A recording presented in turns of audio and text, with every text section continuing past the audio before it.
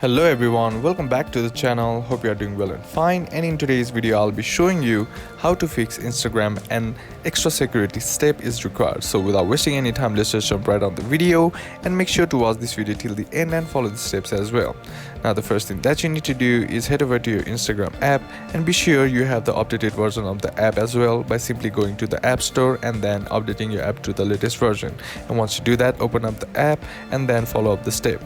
Tap on the profile icon on the bottom right corner of the screen, and once you're here, what you need to do is tap on the three horizontal bar on the top right corner of the screen. Now once you're here, all you gotta do is just tap on your account center, and once you're inside here, what you need to do is tap on password and security.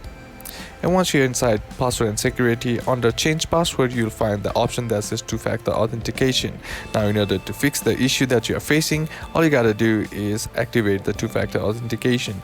So just tap on it, and once you tap on it here, what you need to do is simply select the profile that you want to activate the two-factor authentication. Now once you do that, here you will be given two choices for your security method, that is your authentication app or SMS or WhatsApp.